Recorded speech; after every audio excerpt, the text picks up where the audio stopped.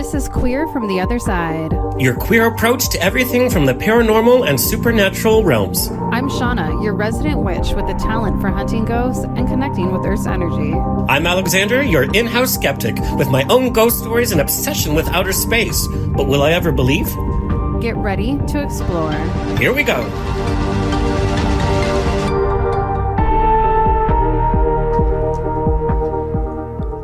Welcome to Queer from the Other Side. We are your queer approach to everything supernatural, leaving no stone left unturned. I'm Shana Leilani, and I am your resident witch. And I'm Alexander Rodriguez, and I'm your resident skeptic.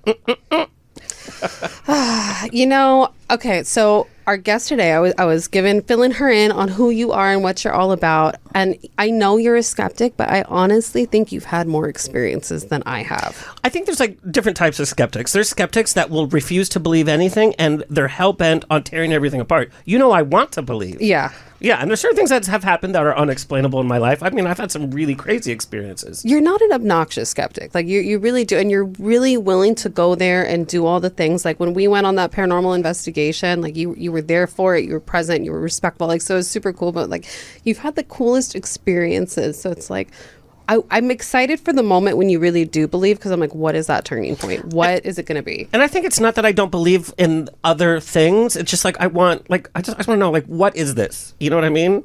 Like, more hard answers. Well, we're going to get you a little bit closer to that today, because you're actually going to be getting a reading on air. I'm super excited. I may be the resident witch, but I am bringing on my witch mentor and high priestess today. Witchy friends. Yes, witchy friends. Everyone, I want you guys to welcome Monica Sorce to the show. Monica was born and raised on the East Coast, and she migrated to LA in 1993. She is clairvoyant, clairaudient, and uses both of these gifts in her tea leaf readings. She's been a spiritual advisor for over 20 years. Her gifts first showed themselves in dreams and evolved later into reading the leaves. During the reading, Monica will work with her spirit guide, who aids her with information given. Also, during the readings, animals will appear and have their own special meanings and lessons and warnings and information. Monica is a teacher over at the Green Man Store as well, where she teaches divination and different spiritual practices. She does past life regressions. She is the co-host of Wine, Spirits, and Witches, and she is also the author of a brand new book called Conjure Candles. Welcome to the show, Monica. Thank you very much. Nice to be here. Is it one of those things when you hear people read your bio, you're like, damn, I'm actually kind of cool? Yeah, it makes me sound really cool. That's for sure. Yeah. Well, welcome to the show. Thank you for coming on. We're so excited to talk to you about your life as a witch, as a tea leaf reader, talk to you about your book and all the things that you have been up to. Okay. So I actually want to just start with talking about tea leaf reading, though, because I think when it comes to psychic readings and divination, everyone's heard of tarot, right? Like, so everyone kind of knows what that is. Everyone's at least familiar from movies with palm reading and crystal balls and things like that. Tea leaf reading is a little bit more obscure. So can you tell us a little bit about what that actually is and how it works for you? Okay, so what happens is I pick a certain kind of tea that I like to read, because there is a specific tea I like to read. And what happens is the clairvoyant will drink a little cup of tea, and we do a little mixing of the cup around, and then I will scry, which means looking into and seeing images into the cup to get a reading with the help of my spirit guide. Do you ever like just talk to your spirit guide about the clients, though, or is there always like a visual that will go with that? There's usually a visual. 9 out of 10 times is a visual. So Monica teaches a class on divination, and she talks about a lot of different kinds, and she has really fun like divination games at it, but there's a very heavy focus on scrying. And I have to say that when you learn how to scry, you will start seeing stuff in everything. Like, the easiest one that I think everyone does is like scrying the clouds and seeing images in the clouds, right? But you'll see stuff in everything. But when I first took this class with Monica, I didn't really know her yet. I thought she was really cool. I really wanted her to like me. And you're going to see what I mean, because she'll scry and she'll be like, do you see this face? Look, eye, ear, nose. Like, that's exactly how she does it. And she gets so excited about it. So she's doing this during the class. She's like, do you see it? I didn't see it. I didn't see a goddamn thing. And I was like, yes, of course I see it. And I lied through the entire class. And months later, I was walking down the street and I saw the goddess in a tree trunk, and like I actually saw something, and I was so excited. I stopped what I was doing and I drove all the way to her work to tell her about it. She's like, well, yeah. And I'm like, no, I know. I was bullshitting through that whole thing. None of that was real till right now.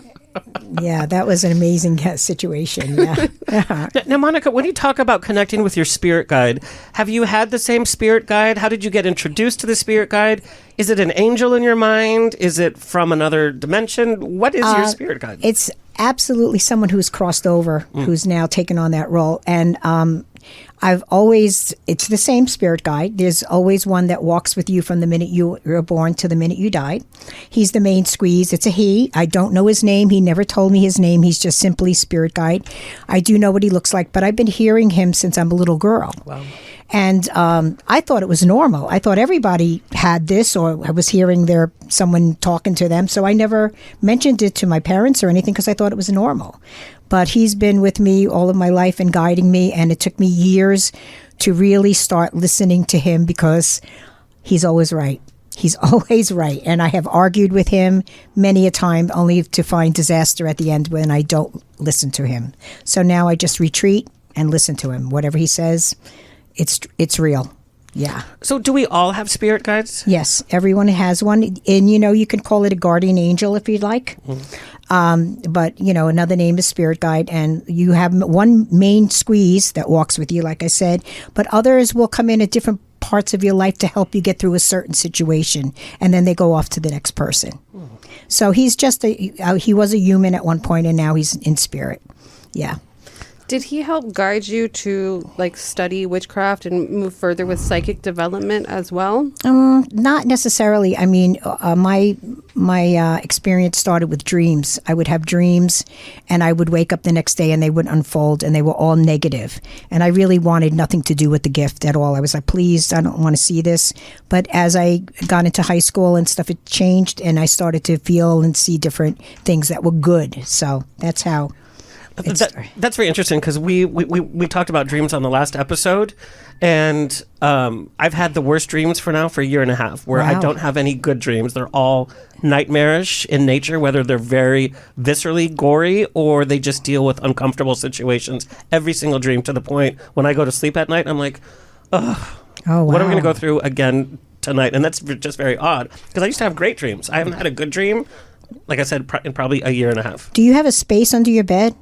No, it's packed full of stuff. Oh, okay. Because you should keep like a bowl of water next to your bed. Okay, I'm gonna write every night. And try that. That might help to catch those negative energies. Yeah. Do you think that's one of the reasons why you have insomnia? Because you just don't want to deal with the nightmares? The insomnia part has gotten better. Okay. So I'm sleeping longer hours at night, but it's the dreams every single night. Last night I had 2 to 3 dreams, and they're so vivid. I'm exhausted when I wake up because they are so vivid in all of the senses, in texture, smells, feelings. Interesting. Yeah. So one thing that I didn't have like nightmares like that, but there was a period of time where I feel like I was probably doing a lot of spirit work or something, because I'd have these really vivid dreams, or I wouldn't remember, but I'd wake up so exhausted that I knew something was going on. So I finally just told my spirit guides and just said, all right, listen, spirits, like if there's stuff I got to do while I'm asleep, or if there's dreams I have to experience, that's fine, but I need to wake up feeling like I slept. And that did make a little bit of a difference. I mean, I don't know. They're just like force feeding you nightmares. So they may not give a shit, but it's worth a shot. So like last night, I dreamt that my mom and I were in the kitchen at my original growing up house that I grew up most of my life. And there was all these black flies around. And my mom couldn't figure out that they were flies. I'm like, Mom, they're black flies. And then I guess there was rotting meat in the refrigerator right behind her, but she wasn't. I was like, we have to clean out the refrigerator. And that was the dream, but it was so real. You do dream interpretation. Well, flies are annoyances. Yeah. So I don't know if you have any annoyances with your mom or not, but... No. Okay, well, it could be something that is, maybe with her that's annoying her, or with you that's annoyances. And they're going to continue until you do something about the annoyances. So Alexander's mom actually passed away. And I think maybe part of the annoyance might be that you haven't connected with her, that she hasn't come to you, maybe? Yeah. So, and it's weird because in my dreams, there's always a part where I know that I'm dreaming. So, like, the dream morphed into my mom and I driving, and she had drag queen eyelashes on for some reason. But she was wearing a blouse that she used to wear all the time when I was a kid. And I was wondering, like, whatever happened to that blouse? Because it was so distinctive. And in that, I was like, I know I'm dreaming, so just sit and enjoy sitting next to her in the car, even though she was acting crazy. But, yeah. That's how you connect with the people who have crossed over. They come to you in dreams, which is wonderful because you get to see them and talk to them again. Yeah. Yeah, but all my dreams with my mom have been negative nightmares. I mean, we're talking some pretty bad dreams for a year and a half. I've only had one quasi-good dream. Wow. Yeah. Well, it's time to decode those dreams and figure out what they're trying to tell you. do you have them written down? No. Maybe. No, they're so horrific. I just want to be That's done with true. it. I don't know. I think we need to talk to like a hypnotist or something. We Oh, need to Lord. find something for this. Like, I'm very intrigued by this whole dream journey. But I like the fact that we have a spirit guide around us because I can't even get to like second date with guys, and knowing that I might have a guy around for my whole life is You don't have a comforting. spirit guide. You have a spirit guy. I'm not like, There you go. How can people connect with their spirit guide? You have such a close relationship with yours, and you've helped people kind of navigate that a little bit. What are some things that people can do to try and connect with theirs? The best way I find to connect with your spirit guide is to do some kind of a meditation or path working where you're guided to actually meet your spirit guide. That's the best way I know how to connect. And just by listening, if it's clairaudient, just by listening to the voices, that are coming through. But doing a path working or a meditation that someone leads you into a space of calm and where you can actually meet your spirit guide. That's the best way, I think. Do you think that spirit guides like offerings? I'm real big on giving spirits offerings, like lighting candles, like spirits are boozers, so you can always pour them a shot. They love that. Do spirit guides like that too? Would that be something that might like kind of entice them to connect with us a little bit more? Maybe that you could try that. I never, it's funny you say that because I've never really offered my spirit guide anything in return. He's just always there. He's just always there trying to save your ass, and here you are ignoring him and not even pouring that man a drink. I know. What a jerk. I'm so bad. I'm so bad. So what is the cosmic mission of a spirit guide then, too? So he's here to help you along your journey for what to guide purpose? You to, most of the time it's to guide you into not getting into trouble or not getting into danger. That's basically they just walk with you and tell you, do this, do that, don't do this, don't do that. So it's like to help you to make it easier for your walk in life, basically. But what's the end purpose of that? To make your easier walk in life so that you communicate with the universe, so that you return to the universe at the end of your life, or... Yeah, that's another subject at the end of our lives. I don't even want to get into that. But, it's just that, just to help, maybe by him helping you or them helping you, you can help other people as well. Yeah, I think that's the purpose. So you said that your spirit guide you think is a person that passed on. Yeah, I'm sure, yeah. Do you think you're going to be a spirit guide one day? Oh, God, I don't know. Don't even ask me that question. You know how I feel about that. So Monica has a death phobia. Get out. Seriously. But she does past life regressions for people. Yeah. Oh, Lord, we have a lot to talk about. That is so funny to be so connected with, your spirit guide and with ideas of the other side, and then to be scared of death. Yeah, because it's like the unknown. It's like I need to know information. I ask a lot of questions when I'm talking to people and learning new things, and I ask a lot of questions. It's not because I'm nosy. It's because I'm trying to figure it out. That's what I'm trying to do, and I still haven't figured it out. So it's kind of scary. The unknown is kind of scary, Oh, 100%. Yeah. Especially when you're somebody that has like a psychic gift, so that there's so much mysteries that you can actually uncover, so then to have something unknown, I can see where that might be a little troubling. Yeah. I think that you would be a hilarious spirit guide. I think that. I think so too. I think it'd be like, Yeah, like she would make sure that you're safe, but she would also tell you it's okay to like drive on the sidewalk. That's where it would be at. So it's okay. I don't think I'd be much better. Yeah, I don't think so either. No, absolutely not. Can you tell us a little bit about how you got into witchcraft? I mean, you're such an accomplished witch. You're a high priestess. You've had a coven for over 20 years. You just published a book on candle magic. You are a professional witch. That is your 9 to 5. So those are huge accomplishments to have in your field and in your craft. But can you tell us kind of like how it evolved? How'd you get there? It's funny because of course the dreams are like a little clue, but I've always felt this connection with nature, with the full moon. And before I even studied with major teachers and stuff, I used to go and gather stuff to do a full moon ritual in my room. Without really knowing what I was doing, I would put the candle, I'd put myself in a circle of leaves, and it was like innate, like I kind of knew, and I was always drawn to that because I always felt connected to that world, to the supernatural. Yeah, that's how it evolved. So, do you think that everyone has like potential to be a witch, or do you think only certain people have it? No, I think everybody has intuition, different various degrees of it. Some are stronger, some are not, some are, embrace it, some reject it. So it's according to how your relationship with spirit is and your intuition that comes through. And where do you gain your energy from? Do you believe that the energy comes from the earth? Does it come from the planets? Where? The earth. I'm definitely a very nature-based earth, person. Well, and your book, the spells you put are they're very nature-based. Yes, they are. But you also do work with planetary magic. I do incorporate the planets into my book because, that's astrology, and that definitely has something to do with this world as well. So, yeah, I use planetary magic as well.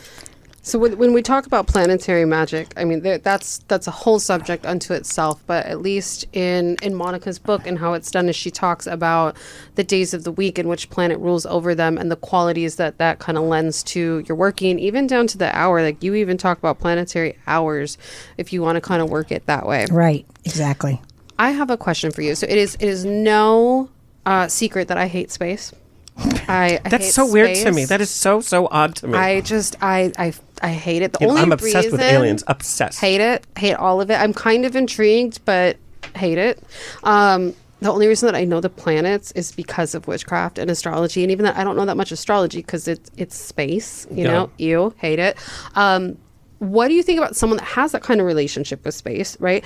Using planetary magic, like, do you feel like because of how I feel about it that it would actually help me at all to align my spell crafting with like doing a love working on a Friday because it's the day of Venus? Do you think it still helps, or you think the planets are like, fuck you, Shana? No, I think it definitely helps. Yeah, getting in line with the hours of the planet. If you want to really power pack it for love on Friday, go to the Venus hour to start your work. Absolutely. Well, I agree with you, but I'm saying if you have a bad relationship with it, like, do you think that taints anything?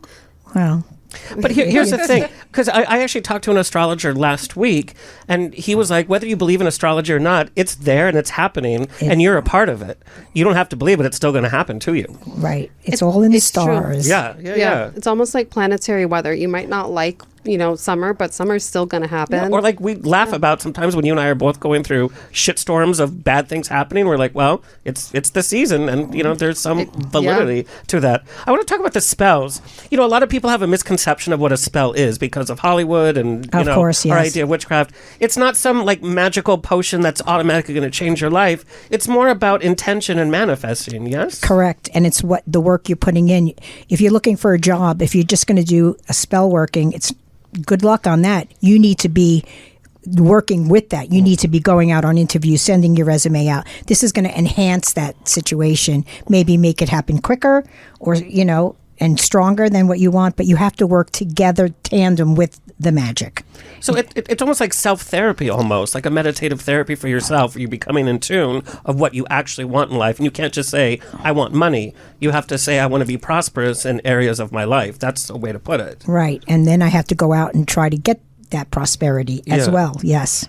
I think that just kind of comes down to like one of the reasons why so many people are drawn to witchcraft and magic today is that it's empowering. It's letting you take something and feel like you're taking a little bit more control, and it's something that you can do yourself. You don't have to go to a church and pray that somebody else kind of do it for you or anything. It's very empowering for self to do, unless you don't want to do it yourself, in which case you can just go to a witch and have them do it for you. That is still an option. But I know people are attracted to the idea of witchcraft because they think it's a quick fix. You do a spell and then your life's going to poof, it's going to be better, and that's just not the case. People are always asking, a witch or a psychic, why aren't you a millionaire if you know everything about life and you're so connected. And it's because it's not a quick fix, and it's not just a magical wand. Yeah, and usually a lot of people say, give me the lottery numbers. And I always tell them, trust me, if I'd had the lottery numbers, I wouldn't be talking to you right now. You know what I'm saying? And I think we're not provided with that because we're here to help people. And if we did win the lottery, we'd be like, see you later, and I think that would be the end of, that karma. So. And there's the idea too that money doesn't bring happiness or solve all your problems. I mean, it helps. Well, no, but how many lottery winners do we hear about who are bankrupt in years or even homeless after because they just don't know how to handle it? I mean, I'd like to try it out, but right, like I'll put it to the test. Yeah. But no kidding, it's true. I don't think money buys happiness, and I think that there's certain journeys that we have to have. However, I would like to go through these life struggles that I am currently having on my own island. I just think it would be nice. Stephanie needs her own house. Like there's things happening. Yeah. Can you tell us a little bit about the spells in your book and what people can kind of expect from it? Because to me, I feel like it's very direct and straightforward. You've covered so many different areas of life, but especially for someone that may not be completely sure about magic or witchcraft, are we selling our soul to the devil by carving a candle? What's going on? Absolutely not. If you go in there with good intentions, pure intentions, you're going to do the work and hopefully it's going to manifest for you. The thing I like about candle magic is you can do a candle, and if it doesn't come through, take that as that's your answer. You're not supposed to have that right now at this time in your life. Try again later. That's it. Either way, you get your answer. That's what I tell my clients all the time. And you actually will take the candles, very similar to doing a tea leaf reading. After a candle's burned, you'll look at it and you'll give a reading off of it about how things are going to happen. Right, because I'm scrying the wax, I'm scrying the images, whatever the herbs that are left in the bottom of the candle, and I get a reading from that, so I can tell you how it went and how it's going to go. There's so many different ways to do candle work, and I'm sure people have seen it online. Just scrolling through Instagram, you'll see somebody do it one way or another, and there's always lots of aesthetic to it. Can you tell us a little bit about your candle practice and how you do it? Yes. Always when I do my candle magic, it's never against the free will of anybody. I would never do a candle for, if someone comes to me and say, can you do a candle for my husband for this? No, I can't unless I get his permission. So I would never, ever go cross that line. And, I just put the energy in. Am I answering your question? I mean, I lost it. Yeah, you are. But okay. What does it look like? Because I feel like sometimes I've seen pictures of these beautiful candle spells that are like at least $100 in crystals and 5 different candles and like a giant pile of herbs. I've seen them done where there's this one guy that I've seen online that actually takes like a Dremel and just carves like statues almost out of candles. So there's so many different ways to do it. Like how do you do yours? Well, I first of all, I access the situation that the person or the querent is asking me. And then I think about what herbs I could put in to enhance that work, to empower. I call it feeding the candle. It's like boosters, like you go to the juice place and you get a booster. Yeah. So it's anything that you put in. The more you put in, the more you're going to get out. And then you focus on the intention. If it's money, whatever sigil you're drawing, you're really putting all that energy into that sigil. And then you add things to that like oils and herbs, of course, and glitter. And the most important part is after you do all of that, it's still worth nothing until you charge the candle by the elements, by the gods. That's when but the magic does begin with the first thought process. So if you've been thinking about, I want to do a money candle yesterday, and you come to me today, the magic has already begun. Because you already put that intention out there. Well, you already put that intention out there, yes. Now, Monica, what's your relationship between spirituality and our ideas of religion? Who do you think is running the show? Who do you think is in charge of what's ahead on our journey? Okay. What I really believe is that there's really just one supreme being. Everybody calls him, her by a different name. Some people walk to get there. Some people take a bus. Some people take a train. Some people jog. But in the end, we all meet at the same place. So if you want to call Jesus or Yahweh or whatever you want to do, that's fine if that's what your path is. But I believe that, we all just take a different way of getting there and a different energy of who we honor out there. But as a pagan and someone that works with multiple deities, how do you view that? Because, we work with deities like Diana, Jana, and Janus, Taunus, and there's different gods, especially over different seasons or things that we're doing that we might want to work with. How do you relate that to being one supreme being? Because like I said, everybody looks at them differently and calls them different. There's many different paths in the craft. There's Celtic and the Egyptian, and I can go on forever. And, there's a little variation in each of those, but in the long term, it all comes to the same road at the end. That's what I think. I like that. To me, I've kind of seen it. I do work with different gods and deities and spirits for different things, and I do see them as the individual qualities that they represent and that they bring in. But to me, it's almost like a different facet of a spirit. Of an energy, because I do believe that there is some kind of like supreme energy is what I'll call it, and I feel like these are all different facets of that, different streams kind of coming from it, but I believe that we're also part of that. I think that maybe the energy is just a little bit thinner for us as humans, And it's cultural too, where you come from in this world, 100%. I mean, Roman Catholic, Latino family, yes. Yeah, yes, so, yeah. So have you ever had witchcraft go sideways for you? Have I ever had witchcraft go sideways for me? Let's see. The only sideways thing I think that I experienced is after teaching a candle magic class and giving the rules of this is the rules and the ethics, and then someone going against those ethics and then coming back to me and saying, now how do I get out of it? Yeah, that's about, and it was like only once or twice. Do you believe that sometimes, I am going somewhere with this, but do you believe that, especially people, because a lot of people kind of convert to paganism. They find it from being Catholic. They call it being a recovering Catholic, and things like that. So, it's not very often that you meet somebody that's really kind of raised to it. We find it. And sometimes there's a lot of fear that goes with that. Do you feel like that fear, because the belief systems that have been like drilled into our head, do you think that can interfere with one's magic? Yes, absolutely. I do believe it can interfere with one's magic, because if you have this certain idea and you're not misinformed, you don't know everything about the subject. Of course, immediately people they see the pentacle, they immediately go to devil worship. Then you're a devil worshiper, and they're so misinformed, they're uneducated on the subject. Yep. And if you knew about it and you did some research, you'd figure out that it's one of the most giving and wonderful religions out there. To be honest with you, does it have to be a religion? No, it doesn't have to be a religion. It could just be a practice. But I do get the Roman Catholic, yeah. Yeah. Now, Shana, you have like this fascination and with the macabre and like, death and things like that. You've never been fearful of death? I was never really fearful of it. I never gave it too much thought, again, until I had a kid. Yeah. Then it changed things. And now I think I have like a lot of intrusive thoughts and like hypochondriac almost about it sometimes, because now there is that fear. But when I take that out of the picture, it's never really scared me, because it's inevitable. We're all going to get there one day. But I think that we do have good things afterwards. I may not completely know what it is. Sometimes I joke and I say that this is like my last life on this earth, because I am over this nonsense. Like, I think we all are just like, no, thank you, I'm done.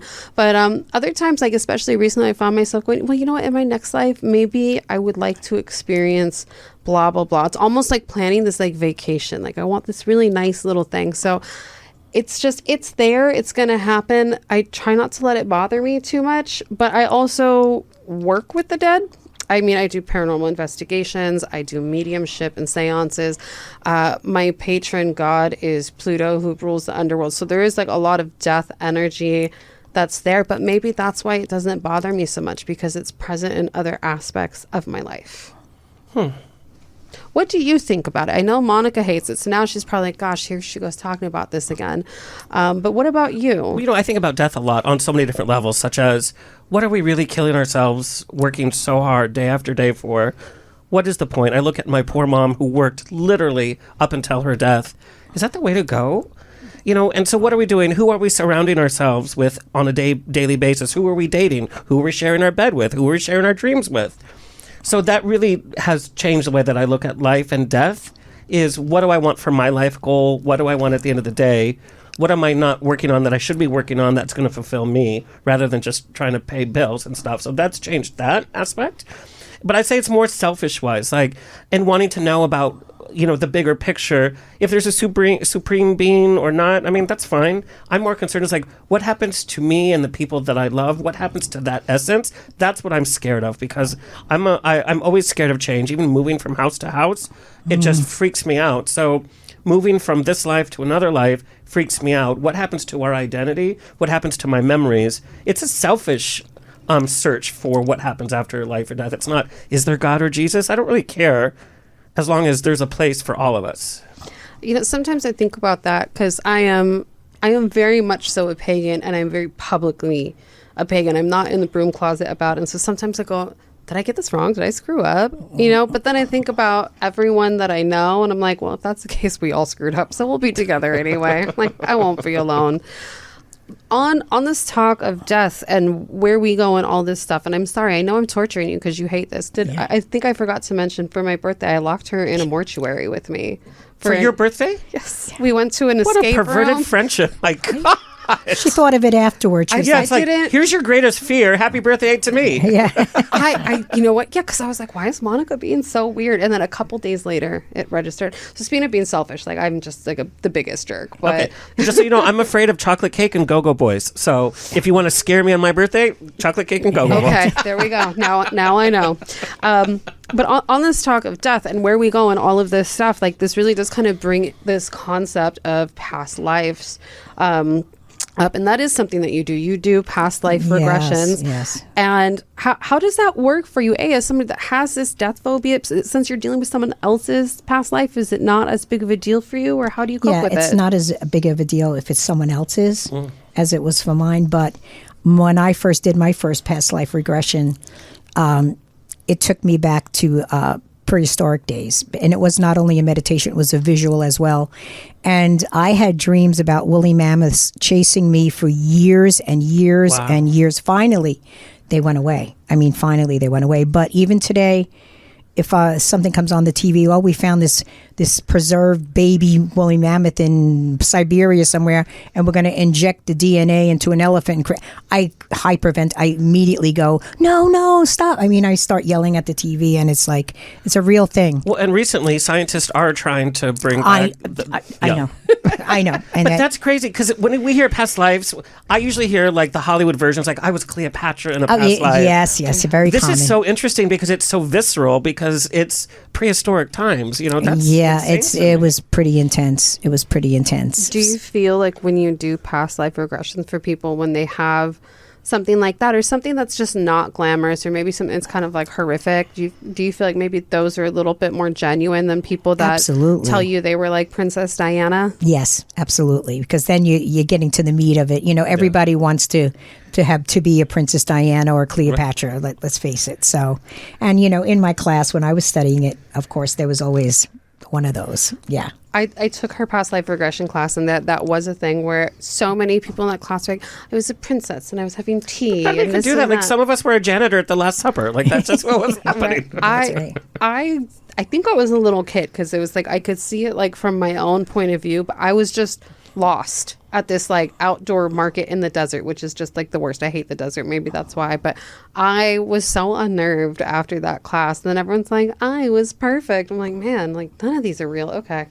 So the only kind of brushes I've had with past lives is that I feel so connected to the aesthetic of like the 30s and 40s. Even when I was in high school, I would wear spats, and I just connected with that for some reason. But the only other thing is I have deja vu so often, and it's just reoccurring. I was like, oh, here we go, deja vu again. Does that have anything to do with past lives? Yeah, absolutely. If you're in a place and that feels so familiar and stuff, there's something to it. Absolutely. And then your connection with that time period, absolutely. And you're telling me you're a skeptic? Yeah, right? I don't know. Yeah. I believe in past lives, but I do think I'm a little skeptic, because I feel like whenever people tell me, like you said, I'm done. Like, this has been a lot. Well, I just think like when people I don't know, I shouldn't poo-poo on it when people are like, I had a really glamorous past life. Like, you know what, man? Maybe you did. I don't know. But I think Cleopatra must have shredded her soul into 100 pieces. Yeah. It's like, I have a true piece of the cross. Yeah, okay. So, but my question about this for you is, what are some signs that maybe you're experiencing something from a past life? So we've talked about, like, being drawn to a place with deja vu or the aesthetic of things, but what are some other things? Certain foods that you like or dislike, that's definitely associated with past life energies. Definitely certain situations and people that you meet. They say everybody that in this lifetime you've been with in another lifetime in some degree. So different people and going someplace like the deja vu and saying, "Oh my God, this feels so familiar," or likes or dislikes of different countries, or that's a big clue. Interesting. Okay. I'm hopeful it's a choice. You get a choice. And like for somebody that's not had the best life, I would love for them to get the choice. You want to come back and maybe have a better life. But I would also like the choice. If you're done, you're done. Yeah. Exactly. Like, I think that's kind of what it needs to be. But like I said, lately, for some reason, I've just been placing my order for my next one if I happen to have it. I actually asked my husband, I was like, in our next life, like, do you want to like be with me, or should we see other people? I just saw that movie. It was up for Best Picture last year. It's a Korean movie called Past Lives. And it's about these two, that they grew up together in Korea, and then they kind of separated lives. The little girl moved to the U.S., but they always kind of stayed in touch. And it was like 25 years later, they met each other for the first time since being kids. And there was this idea, it's like she was married and had her own life, and so it wasn't right for them to connect, but they had such a bond. And that was the whole question, is like, we know that we were somehow connected and will always be connected. And of course, the tragic romance part of it was, well, they couldn't not get together. Not in this lifetime. I do believe that is something that happens. Like, it doesn't always happen that way. But if I do happen to be married to my husband in our next life, I want to be the husband this time. That's sure what I've decided. He'd be fun with that. But I think it's interesting when little kids have such distinctive personalities. Yes. They're either really sarcastic, or their sense of humor is really evolved, or their fascination with mechanical things, or how with they could ideas. play instruments incredibly. Like, where did that come from? Yeah. But let's get to tea leaves, because I know, the idea for me, like my assumption of tea leaves is that it's very old school witchcraft. It's not something like, Shana, you were saying, like tarot is done all the time now, but tea leaves is a very specific, it's very time period-ish. Yes? Yeah. It goes way back to Egypt and different various parts of Europe. It's been around. People and like kings used to use it for answers to whether they go to war or not. It's like really interesting. Yeah. Can you imagine as a reader, I'm sure people have come to you with like really heavy questions that they're deciding, and I hate that. I always get worried, like that's such pressure. But can you imagine being like the consultant for like royalty about whether or not you're supposed to go to war? God. Yeah, that's heavy duty. But didn't Reagan have the resident psychic that he fashioned the whole Cold War and all this kind of stuff after? I never heard that, but probably. I heard this. Tony, have you heard that? Yeah. A lot of world leaders have had spiritual advisors and stuff like that, like on their side, like with astrology, and he was really into every it. Day. Wow, that was the rumor. I read like 3 different things in the last month about that. Fascinating. Can I see your water, actually? Oh yes. So, we're not going to poison you. I promise. We're going to actually use it for tea, because you are going to get your first tea leaf reading on the show. Okay, but I need for him to spoon it in. Oh, he needs to spoon it into. Oh, yeah. Let's see it. So, Monica, what are the benefits of reading somebody's tea leaves in comparison to other forms of... It's just another form of divination. It's not better or less than tarot cards or crystal ball. It's just a different method. And most of the time people need guidance, and they need... but basically they need guidance. And, sometimes when they come to me and it's a really simple thing, I'm just like, okay. Do you want 1 scoop or 2? 2. And, so it's mainly for guidance or for confirmation of what they were feeling. Yeah. So you're going to pour a little bit of water in there. But just a little. Just a little bit, because the art of drinking loose leaf tea for a tea leaf reading is tough. It's tough. It is not glamorous, because you kind of have to like suck the water through your teeth. There's going to be tea leaves that you swallow. There's going to be some in your teeth. Oh, Lord. It's a thing. It's a thing, but... Is that enough water? Yes. Okay. Yeah. So go ahead. Does he have to... Stir clockwise 3 times or more. And then you're going to drink the liquid and leave the leaves. In hindsight, we probably should have had him working on this because now you have to like chug, but yeah. Oh, he's doing good though. Look at that. I've sipped worse things. Okay. Okay, so since you're next to him, can you guide him through the next part? Okay, so what we're going to do is you can go ahead. I'll take the spoon. You're going to take the saucer. Go ahead and hold the cup in one hand and put the saucer on top. And now flip the whole thing over. Hold it tight. Hold it tight. Flip it over. And put it down. And tell me if you're right-handed or left-handed. Left.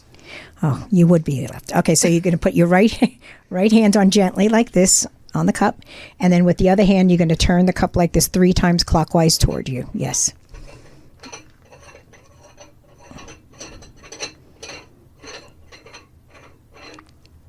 Okay, good.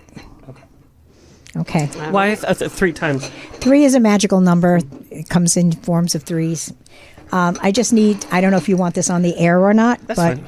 I need to know your full birth name and date of birth. Oh, maybe not birthday. Okay, maybe we should like bleep some of that out, Yeah. but Alexander Joseph Rodriguez, okay. August 26th, 1977. Okay. All right. Do you have any questions or do you just want me to tell you what I see? I'm interested. Yeah, what comes through? Okay. All good things, all good things. Okay, let's see if we got a reading, and we do. Okay. Lights. Here we go. All right. Wow. Okay, so let's get started with this. You're starting off on a really good note because the first thing that's showing up is opportunity presenting itself. And this is basically upon you right now. So make sure you're looking out for some new opportunity presenting itself. And then we have change of luck for the better, but this is not gambling luck. This is being at the right place at the right time. This is serendipitous luck. So this is definitely connected to the opportunity that's presenting itself. So I always use this as an example. For instance, you're leaving your house and you get in your car, you're like, forgot something in the house. Go back in, get it, go back in your car, drive a half a block, and you just missed that accident. And you're like, if I left 2 minutes ago, that's where I would be. So you're going to notice more and more events like this unfolding in your life. And truly, that's the kind of luck you want. And you're going to say, I'm lucky. And that's the way it should be. Yes. Okay. Moving downward. And when I do readings, animals show up in the readings all the time. And my animals never really lie. So I have some initials around you. And these represent people that will be playing some kind of role in your life in the next year. So I have a G initial, first name or last name, and I have a J initial, first name or last name. So if you can search your memory and see if these connect with you, they will be playing some kind of role in your life in the next year. Okay, and then they're talking about work coming in, new beginnings, new birth around work. This energy looks like this is coming in within 3 to 4 months. It's definitely new, something new. And they are asking you, you do have a bat in here, which talks about change. They bring change, but they also talk about facing your fears. So the lesson goes, when you walk through your fear and you look back, it's not half as bad as what you tortured yourself with. So just try to walk through and move forward with that. And you will be, and it's interesting because you have not just one, you have 2 bats. So 2 different situations that you're going to be dealing with that. Okay. They do want you to go after what you want aggressively without being obnoxious, if that's even a possibility for some people. But that is showing up. And they do promise clarity. And this energy really comes in strong after 3 to 4 months. They're also they're showing me, I'm seeing some kind of travel. I don't know if you're planning anything, but I'm getting travel going out. And I'm also seeing a crow or a raven. And to the Native Americans, mainly, they think it's like an omen of death and stuff, but I don't translate it like that. I think it's like magical, things falling into place. How did that happen? It was like, wow, that was insane. So that is upon you as well. I'm also getting, there's an A in here, by the way, as well. An A initial just came in. Now, they're telling me to ask, my spirit guide is asking, have you been following your intuitive nudges that you get? Do you know how to receive your intuitive nudges? No. Okay, that's the first problem. So there, you have to remember how many times have you been at home and you're thinking about Mary Jo and then the phone rings and it's Mary Jo. That's how you have to connect yourself to that feeling. That's your intuition. So they're telling me that your intuition is going to be really strong. So you just got to tap into it and know what it is. So that's the first challenge. So they're saying that, like, that's 6 months. They are also asking you to be a little bit more protective of yourself in some area around that same time. You also have Scorpio energy in here. It's not a person. It's an energy. And if you know anything about Scorpios, they're very extreme. There's no in between. Good, bad, happy, sad, black, white. So there is going to be some Scorpio energy coming in for you. And the thing not to do is to feed into it. Sit back, let it come in, whip its tail around, and get the hell out. There's nothing you could do to change it. But if you feed into it, it's going to become very chaotic. Just know that. So keep that in mind when that extreme energy comes your way. Okay, moving down. Oh, all right, let's see. Okay, money comes in. It looks pretty decent here. The way I see several different areas in which money can come in for you. It's not just one area. So that's a good thing. I am getting a little Jupiterian energy, which is legal or business. There's other aspects of Jupiter that it covers, like joviality, gambling, spirituality. It's usually business or legal. So I'm not going to ask you about your personal life, but if it's something, oh, Lord, that's my phone. I thought I shut it off. I'm sorry. So I do see some Jupiterian. It could simply be business as well. Okay. Moving down. Okay. So you have the number 8 in here. 8 is the money number and is the number of infinity. That energy really, really strong coming in by 6 months-ish or so. That looks really, really good. Also, you have a chicken in here. Fertility and sacrifice. Fertility comes in many forms, not just a pregnancy for someone. It could be abundance, blessings, goodness for you, people around you. But it comes with a ticket. And the ticket is giving up one thing for something else. That's the sacrifice. So that energy is coming in after the 6 month mark, really, really strong.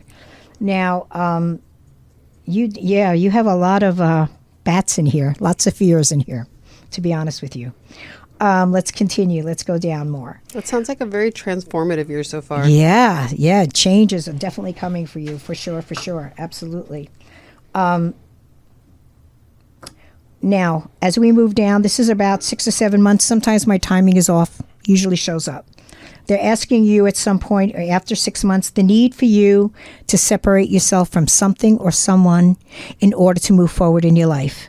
This could be a person, place, a thing, a mindset, a habit, an idea. It could be your own thoughts that you need to separate from in order to move forward in that way. We do have a little bit of fire energy in here. There's good fire and there's bad fire. The good fire is like movement, motivation, courage, passion, sex, protection, and the bad fire is disharmony and discord. This is coming in a form of a flea or a tick, which tells me one of two things. Number one, the physical lesson is get your blood tested, make sure everything is okay with your blood, rule that out. If that's not it, we'll go to the metaphysical lesson, which is being drained of your energy, someone sucking you dry. Neither one of those are good. You got to nip both of those in the bud. Okay, let's see what else. Oh boy, this is wonderful. So I'm going to jump around a little bit, and I'm going to be at a year's end right now. And who comes in for you is the black vulture, and he is one of the most fortunate birds you can get in a reading. What he brings is ultimate fulfillment. So what I want to tell you to do right now is start writing down your manifestations, what you want. So by a year, you can get this ultimate fulfillment. And the reason why I ask you to write it down is because if you're just thinking about it, that's the air element. You can't touch it, you can't feel it. But by writing it down on a piece of paper and a pen, that's the earth element. And you just like constantly keep a little diary like it's already happening for you. And that's how you manifest things. So do you have any questions about any of this so far? I mean, some of it's already Present. in motion, yeah. Okay. So I'm going to let you wrap up, Monica, but afterwards I want to show you the teacup so Yes. you see what Let's she's take been a picture of driving it this from. Yeah. Yeah, so I think you're going to have a really interesting year. It's full of change and promise. I think it's going to be a good year for you, actually. So move forward, write those manifestations down, get busy, because there's definitely change coming in for you, for sure. That's awesome. Now, am I able to ask a question too? Yeah. Mm-hmm. you can. So like a fear of being safe, I'm kind of like at a crossroad. So it's like, I'm not feeling fulfilled, which is when a message, and it's like, so do I just kind of scrap some things and start over when I thought that I had just gotten some? I would explore the things before scrapping them and make sure you've done everything you can. And if nothing is manifesting, I would say, and then move on to the next. But there is more change coming in for you, whether you like it or not. You did get the chicken coming up in about 6 months, so maybe the sacrifice can be what isn't fulfilling you. Yeah. I think people have to remember sacrifice doesn't always have to be a sacrifice of something you love. Well, no, but there's already in my mind, I'm like, I think these things need to kind of go. Mm-hmm. Yeah. So and if you're feeling it, that's sense. Your intuition punching in for you. Yeah. So trust in that. Yeah. Absolutely. What did you think of your first tea leaf reading? I love it. It's so unique. I've had tarot read and I've had astrology, but this is so interesting. Yeah, it really is. It really is interesting to me too. And people will do exactly what you did after the reading. They'll look and they're like, I don't know what you're seeing. I don't know how you see that, but I do. That's all I know. It's your gift, and you are very good at it. Thank you. Monica, thank you so much for being on the show. Thank you for having me. I really appreciate that. Yes. You are a wealth of knowledge. You are a wonderful teacher. You're a wonderful tea leaf reader. You do spell work. You do all of these wonderful things. Where can people find you so that they can get a taste of it? You can find me at the Green Man store, and they have their own website. So just dial in, and through Wine, Spirits, and Witches, of course. And where can we find your book? We can find my book at Amazon. So just type it, Conjure Candles? Conjure Candles, yes. You would think I would know this. I've read it enough times, but Conjure Candles by Monica Sorce. You can go ahead and find it there. And you can also find her on Instagram under Tea Leaf Lady. Right. So you don't post on there a lot, but you lurk. You're a lurker. She's there lurking. Yeah. Well, thank you so much, Monica. Thank you very much for having me. This was wonderful. Thank you for giving Alexander a wonderful... Thank you so much. You're so welcome. You're very welcome. Stay spooky, my friends. We will see you soon. Until next time. Bye. Bye.